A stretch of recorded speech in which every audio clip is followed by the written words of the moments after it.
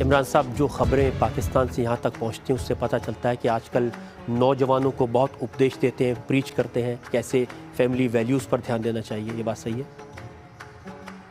कभी कभी। लेकिन आप जो लोगों को बताते हैं वो अपने ऊपर तो आपने इम्प्लीमेंट किया नहीं। जब आप नौजवान थे तब आपने क्या क्या हरकतें की थी जब आप लंदन में रहते थे, उसका चिट्ठा तो लोगों को मालूम ही होगा। देखिए, इसलिए मेरी तरह का आदमी ज़्यादा बेहतर बता सकता है, क्योंकि जिसने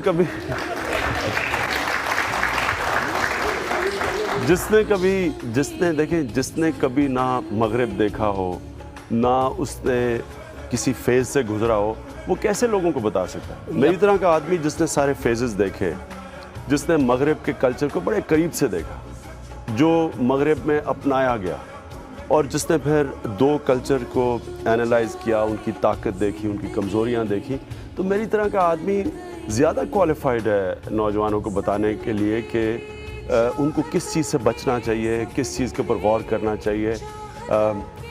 एक बंदरों की तरह किसी और कल्चर को कॉपी नहीं करना चाहिए। तो ये मेरे से मैं समझता हूँ नौजवान ज़्यादा सुनेंगे बजाय उसके जिसको पता ही नहीं मगर। लेकिन आपको भी बताया था जब आप लंदन जा रहे थे 20 साल की उम्र में, तो आपकी माँ ने आपको कहा था कि बेटा ये जो गोरी मेम है इनसे दूर रहना। मेरी वालदा ने सिर्फ ये कहा था कि पाकिस्तानी औरत से शादी करना, और वो इसलिए उसने कहा था कि वो मेरी वालदा चाहती थी मैं पाकिस्तान में रहूँ।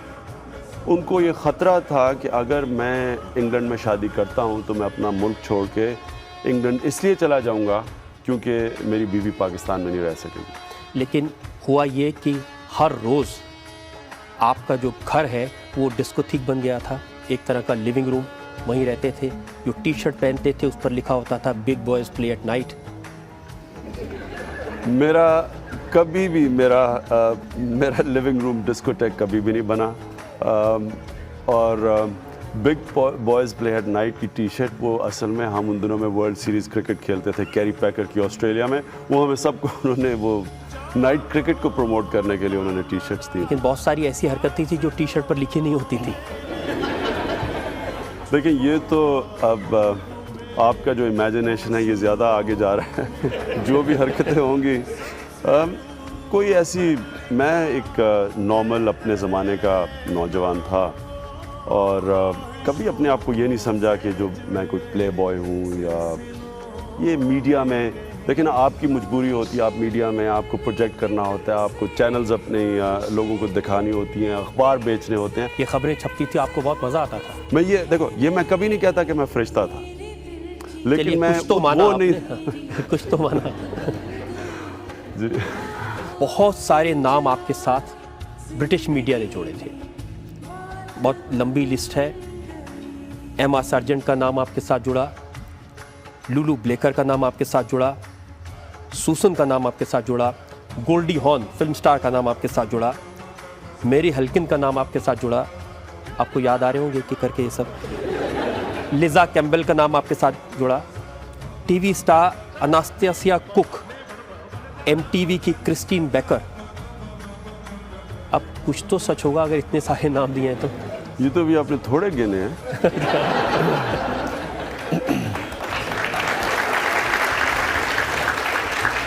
और ये वो नाम है जिनको किसी को भी मैं जानता था, वो आपने सारे नाम डाल दिए। मैं इसलिए कहा, इससे ज़्यादा लोगों को मैं जानता था। और इसी बिना पर जो कर्नल नसीम हैं पाकिस्तान क्रिकेट कंट्रोल बोर्ड के, उन्होंने कहा कि हर शाम इनकी एक नई लड़की के साथ गुजरती थी इमरान की।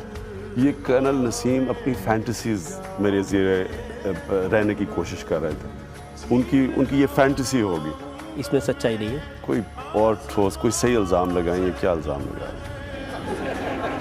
इमरान साहब, ये सब वो इल्ज़ाम हैं जो मीडिया में आपके ऊपर लगते रहे, पाकिस्तान की मीडिया में आप पर लगते रहे, ब्रिटेन के मीडिया में आप पर लगते रहे। मैं एक बैचलर था, ज़्यादा क्रिकेट खेलता था, शादी नहीं थी, उसमें स्पेकुलेशन होती थी, किसी पार्टी में चला जाऊं, किसी से नज़र आ जाऊं। तो ये सारी चीज़ें जो आपने नामों की लिस्ट दी है, इसको क्या आदमी डिफेंड करे अपने आप को? लेकिन ये बात, और ये इतनी पुरानी आप बातें कर रहे हैं कि मैं तो भूल भी चुका हूँ ये सब चीज़ें। कभी ना कभी किसी को तो याद दिलाना पड़ता है इमरान साहब। मेरा तो एक शादी से पहले का फेज़ था जो मैं भूल चुका हूँ। उसके बाद शादी के बाद का फेज़ है उसको वो मुझे याद है, उसके ऊपर कोई बात करें। जनता से पूछते हैं, अगर इस बारे में आपसे सवाल पूछना चाहते हैं